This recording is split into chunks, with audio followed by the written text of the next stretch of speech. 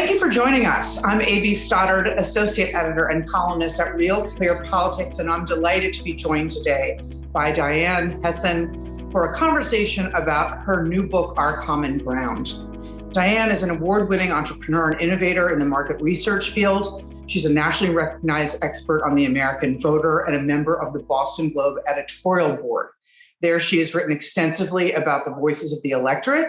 She is the founder and chairman of C-Space, the first company to leverage social media for consumer insights, and she received her BA from Tufts University and her MBA from Harvard Business School. Our Common Ground is a culmination of her 5-year project with 500 voters she spoke to across the country, across the generations, and across the political spectrum. It is earned bipartisan praise from politicians and political experts and will be released by RealClear Publishing on June 22nd. Welcome, Diane. Thank you, A.B. Nice to be here. So, Diane, what I always like authors to be able to start with is what you put all of this work into this, heart and soul into this book. What would you like the readers to take away from this book? Well, I guess two things. Number one, I would like people to be surprised. I'd like people to say, I had no idea. I thought that the other side was like this and actually they feel this way or whatever. So I'd really like people to get some insight. And then I guess, all of us have in our lives people who were friends or people who are our family who just think totally differently from us. And I think I'd like people to feel like they've got both the motivation and the tools to be able to have a different conversation, because there are lots of ways that we can come together more. And hopefully people will get that information from reading the book. Terrific. Motivation and tools and hope. There is a hopeful finding in your book, which is driving your argument, which is that we agree more on policy than we realize across the political spectrum. And you have data in here, interesting stuff on the economy that you gathered right before sort of the lockdowns of COVID began, 85% statements of agreement. But I'm going to read some other ones that you found that people across the aisle might not understand they agree on. The statements: I worry about the education system. The federal deficit is a huge problem. The decision about whether to have an abortion is excruciating for a woman. I worry about crumbling infrastructure. I believe in the American dream. It isn't a good idea to deport a veteran, even if they came here illegally. With the right training, an unemployed coal miner can learn to work in tech. Guns should not be in the hands of anyone on the terrorist watch list. Do you believe that if more Americans knew this, that we share more agreement on policy, that it would be easier to come together? Do you fear that they don't know that? I think from the people who have read early copies of the book or read some of the columns that I've written for the Globe, people are flabbergasted. When I say, look, there is common ground in our country if you ask voters about the issues: immigration, gun control, healthcare, infrastructure, and many others. It's not like people are in total alignment, but you can get 80% of American citizens to be willing to compromise on a particular solution. So for instance, you can get 80% of our country, and I'm really confident in this because I have 7 million pieces of data over 4.5 years, you can get 80% of our country to agree on an immigration bill that gives dreamers a path to citizenship, builds a physical wall in some parts of the southern border, increases humanitarian treatment for arriving migrants, adds some more technology at our borders, et cetera. I mean, it might not be an ideal bill, but people would be fine with that. And you can go across issue after issue and actually find that. It's just that we don't know that because the extremes get the airtime. The people way on the left who want to eliminate guns completely from our country, or the people, way on the right who have collections of 1,000 assault weapons, that they're keeping, in an unlocked cabinet in their living room. Those are stories sometimes that get a lot of attention, but they're not representative of what's actually happening in the country. Do you worry about the zero-sum incentive structure in primary politics that requires our representatives in Congress to oppose bills of broad consensus because they want to keep their job and someone's going to come demagogue whatever they compromised on immigration into falsehood if they have to, and that the voters in the end get left out with this binary choice where there's a lot of, as you point out, gray matter of agreement. Yeah, I worry about that a lot, A.B. I mean, look, it's not just legislative obstacles. I mean, one reason that some of these bills don't pass, you hear this every single day, you read them in the paper. It's amazing. 70% of the country believes in X, and yet Congress won't do it. 68% of the country believes in the infrastructure bill as proposed by the Democrats, but no one wants to pass it.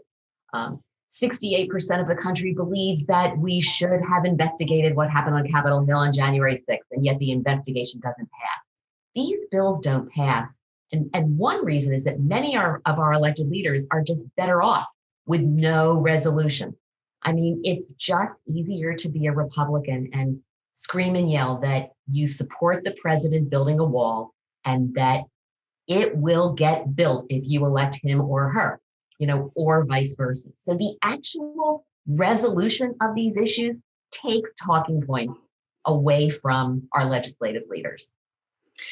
You also write, logic and facts make little difference in the face of the rally culture. And you talk about, our political culture is a rally culture and it is emotional. And you talk about how we are not consistent, rational thinkers.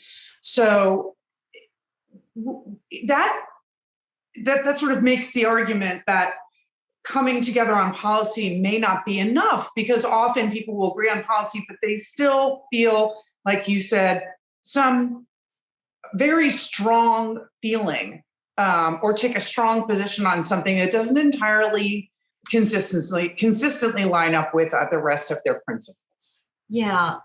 There are two sides to, facts and emotion going on. First of all, if you, and with the 500 people that I've been speaking with for the last 4.5 years, the large proportion of those people tell me that they do their homework, if there's a particular issue, take voter fraud.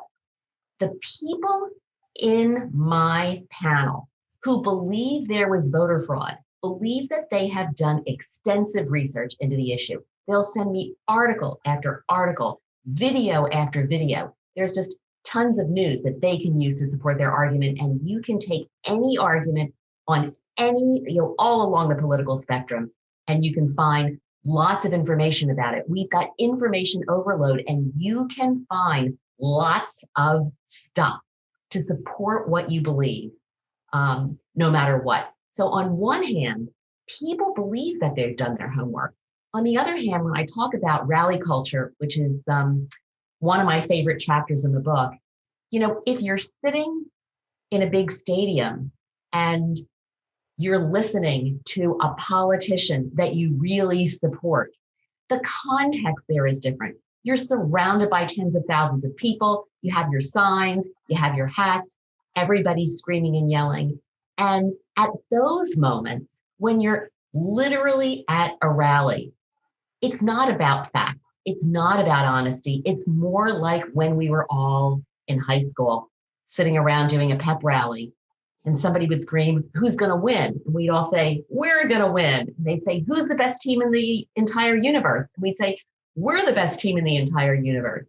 And if you had stopped all of us in the middle of that rally and said, "Actually, everybody, we're not the best team in the entire universe. That's a lie," we'd tell you to leave the room, because the purpose of the event wasn't to seek truth. The purpose of the event was to get people motivated and excited and engaged. So depending on where we're operating, you either have people very dedicated to trying to do their research, or you have people saying, well, it's not really about truth in this particular context. It's about getting us all revved up to win. So you write about how we are failing to understand each other, and that a broad majority of the voters in your panel, in your project, were dismayed by our division.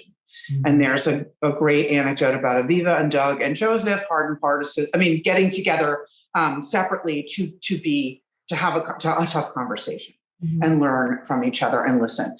But there are hardened partisans who are not interested, right, in coming to the table. And how many do you think, with negative partisanship, for hardened partisans, hating the other side is more important than policy?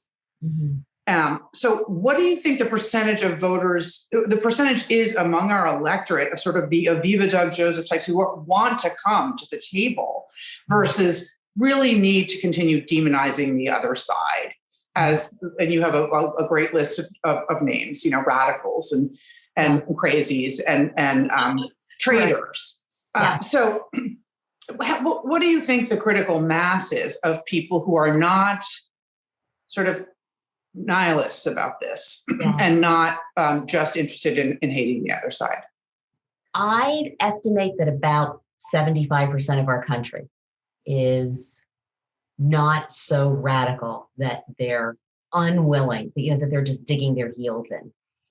One of the reasons that people are unwilling to talk to the other side is that we have perceptions of each other that are really inaccurate. So, for instance, if you ask most Republicans about the Democratic Party, they will say Democrats are a bunch of elitist socialists who want to take away my hard-earned tax dollars and give them away to illegal immigrants, criminals, and people who are too lazy to work, and who want to take away my guns and allow women to use abortions as birth control, and more recently, who want to completely dismantle policing. Like, that is what a typical Republican thinks of the Democratic Party.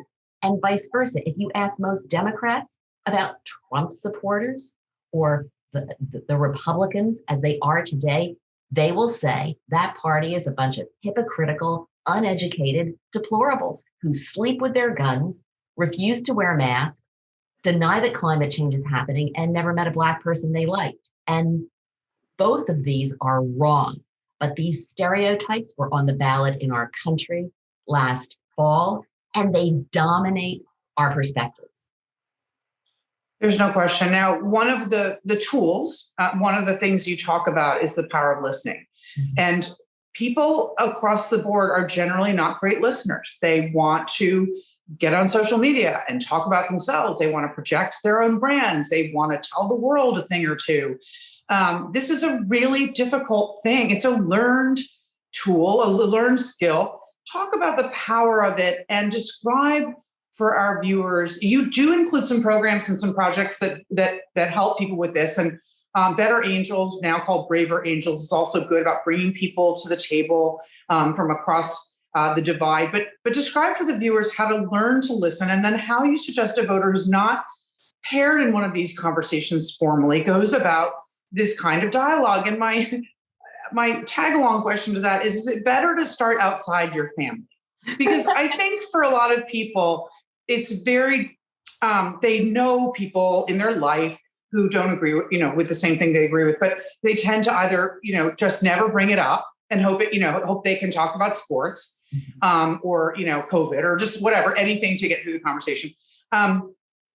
And it's especially difficult in families. So if you're a person who is in this 75%, who is representative of your panel, is interested in coming together, how do you start this journey where you don't want things to erupt, but you want to make a difference and you want to contribute to closing the gap? Well, A.B., I'm really glad you asked that question, because when I wrote the first draft of the book, I sent it to a few people and I talked about the importance of listening, and I gave a lot of universal examples of organizations that are doing this well. And the feedback I got from people was, no, Diane, you got to go deeper. Like, you literally have to give us the steps. Like, what do I say?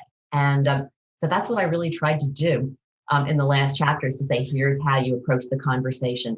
I mean, I think what's important the reason I make a big deal over listening is that we all have our facts. But if, for instance, let me go back to the voter fraud issue. There are 35 million Americans who believe that the election in November of 2020 was fraudulent. You can give them all of the data that you have. I mean, you can say, stop, stop, stop. Here are 5,000 articles talking about how 60 out of 61, judges threw out the challenges about voter fraud. I mean, you can give them 60 out of 61. You can send them articles, but it doesn't matter because they have their own facts.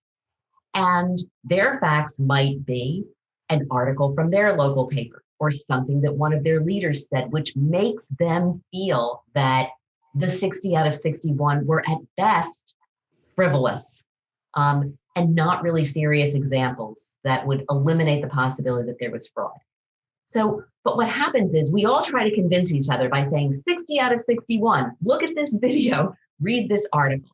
And listening makes a huge difference. Now, on a general level, we've seen this a lot. I mean, we've all watched television where you put 5 Democrats and 5 Republicans, put them in a room and you lock the door. And at the end of the day, they come out hugging each other saying, well, that was really interesting. I mean, you were a lot nicer person than I thought. You were a lot or whatever. We've all seen this. And I will tell you that it works. And the main way to experiment with it is I actually think it's fine trying it out with your family or your friends and just saying, let's just try having this conversation differently. I want to spend the next 20 minutes just shutting up and listening to what you have to say. I mean, the 3 words that I always tell people to use are tell me more. Like at the moment that somebody says something where you're absolutely incredulous, you cannot believe they have come to this conclusion. You can either laugh and say, that's really interesting, or just say, tell me more. And hear what that person has to say. If you do that, number one, you are absolutely going to learn things that surprise you, that change what you expected to hear from that person.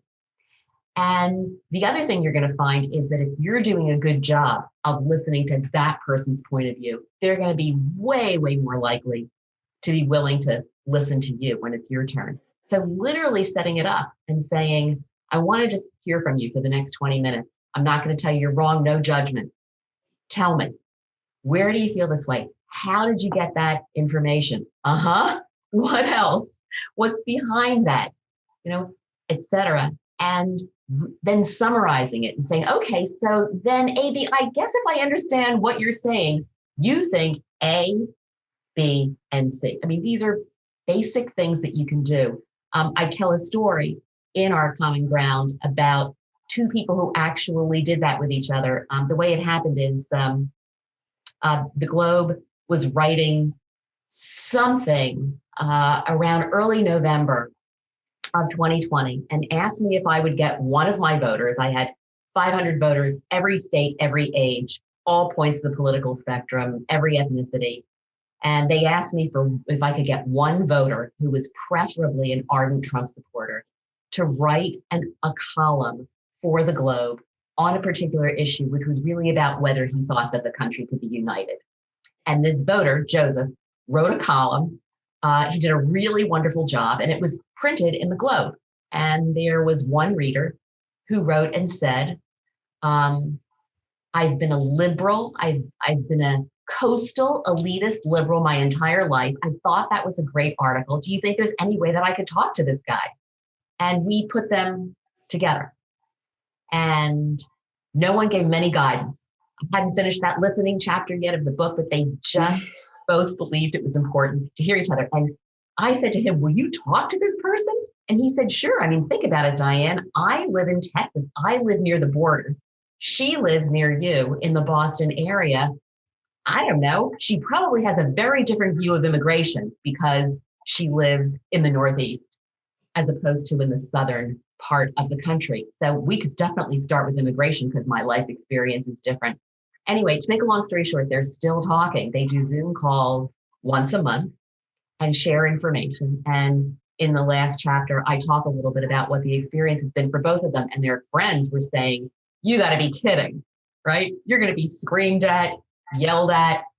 This is not going to be a good thing. And they've really become friends. And I think I've learned a lot in the process. So, and I've told other people about this, and, it's not super difficult, but it's enlightening and surprising to just suspend disbelief and hear about what's going on. Now, I'm not saying everybody who's a Democrat should go talk to white supremacists, should go talk to QAnon people. I'm not saying everybody who is a Republican should go as far radical left as they possibly can. But most of us are not like that. Most of us are just trying to get by and make ends meet and take care of our health and feed our families, and our life experiences shape the way we think about even the most emotional issues.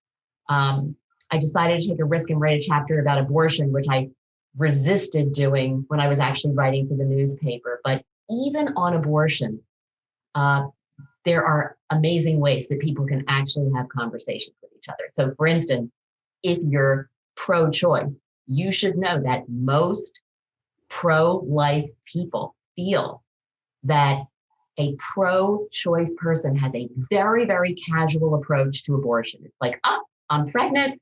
I don't know. I think I'll go across the street and get an abortion. And if I'm pregnant next week, I'll do the same thing. That's literally what people think. They cannot imagine that someone who is pro-choice would see abortion as an incredibly excruciating decision.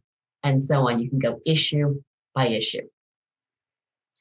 It is amazing. I do think I've posited this for years that there's about 70% of us, and I've taken my number down to around 67. I'm just spitballing here, who are somewhere on the spectrum away from the wings, who do have textured views on all these policy issues, and I really hope. I'm so glad to hear about your pairings and these conversations. I unfortunately have to turn to the really worrisome thing that you talk about in your book, which is the potential for political violence. You articulate how toxic the political culture and debate has become, and that most of your participants believe more violence will result. And you lay out the data on how many more Americans are arming themselves in anticipation, which is shocking. But you also describe how many Trump supporters see January 6th as just another riot. You also detail their views. We know from polls, you just said 35 million people think the election was stolen. If this many Trump voters believe there was a massive conspiracy that succeeded to steal, that involved all those judges, Republicans and Democrats alike, the media, all these people in different states succeeded in stealing the presidency from him, of course there will be more violence. Because if you believed that, you would believe that this country had become completely beyond return. If the goal is obviously to find more common ground before we have more violence. On this topic of violence, instead of just policy conversations, do you believe there is enough voters on either side invested in mitigating this threat, worried about this threat, and concerned about what they can do to prevent violence? Or do you find that they just want to go to their corners, buy an AR-15, and hope for the best? Well, I think that's a really critical question. I mean, I believe that most voters expect that there will be more violence, but they don't want it. And the reason ammunition sales are way up is that people are afraid. And we have rising crime. People are afraid, and they're exhausted. Everybody's so tired. I mean, between all of the divisiveness and COVID and issues related to racism and just kind of getting through all of the changes going on in their lives, their nerves are frayed. And I think That's part of why people are going out and buying ammunition. It's not because they're planning on actually using it. They're just hoping that they don't need to. But again, when I was talking before about how we have very inaccurate perceptions of each other, even the Republicans who believe that the election was legitimate are fine with what is going on in terms of the shouts of fraud because they see it as tit for tat. So when Donald Trump won in 2016, these Republicans watched 500,000 women with pussy hats converge on Washington, D.C. And although the march was a worldwide event, I guess there were 4 million plus women who marched in January of 2017. I mean, those women, when you talk to them, they went to express support for gender equality, affordable care, reproductive freedom, and other issues that they thought would lack support in a Trump administration. But the media coverage, especially on the right, talked about that march as an anti-Trump protest. And the signs that they showed on TV said, "Not my president." So that march was seen as the rejection of a duly elected president by the other party.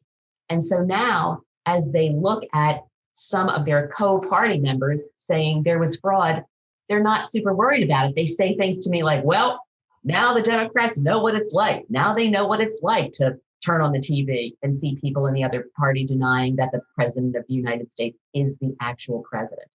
So again, I think it's inaccurate perceptions of the other side. And I don't know, I try to, in the book, to talk a lot about listening, to make the case for why there's common ground and why there is hope, largely because it just seems like the only real alternative we have. And it seems like something that will work. I mean, we do not have to put our arms around each other and sing Kumbaya. And my husband, who is a history buff, reminds me that, the story of the United States is not that. It's not us all putting our arms around each other. We have a history of disagreement and strife and war, etc. But we have to turn down the heat. I mean, we have to stop the insanity. And if there's a way to do that by suspending disbelief and saying, actually, I thought that those other guys believed A.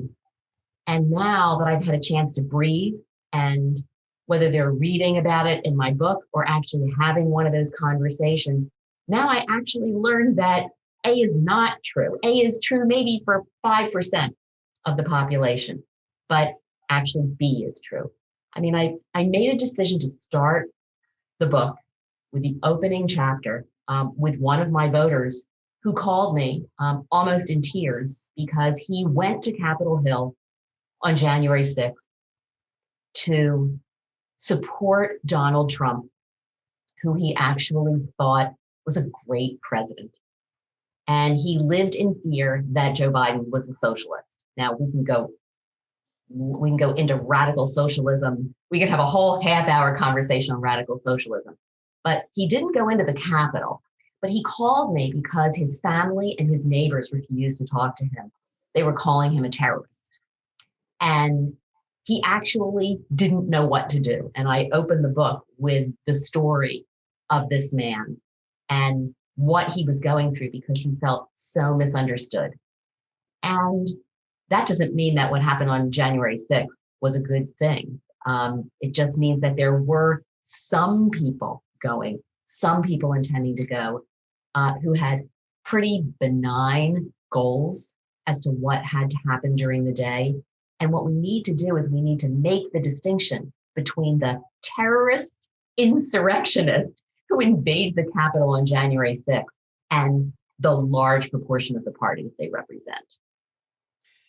No question. I know that everyone who comes to read your work will have a sense of civic spirit, and they want to help, and this will definitely help them. And I think you're right. There's nothing else that we can do to start down this path, but to love this country enough, to listen to each other enough, and believe that there are there is common ground, like the people that you've brought together have found. I hope everyone reads the book. I think it's a great work. It's an incredible project that you launched nearly 5 years ago to find all these people. It's like a perfect experiment. And I think it's a great work. And again, your pub date is June 22. June 22, hopefully, and hopefully everybody will agree with you. Thank you for what you said. I mean, I've tried to write a book of hope. It is definitely hopeful. And as you said, it provides the tools and I believe the motivation. It's fascinating. Diane, thank you so much for this conversation. And everybody buy the book. Thank you, A.B. Our Common Ground, Insights from 4 Years of Listening to American Voters by Diane Hessan is published by RealClear Publishing and is available on Amazon.com and other fine booksellers starting June 22nd. For more information, visit RealClearPublishing.com.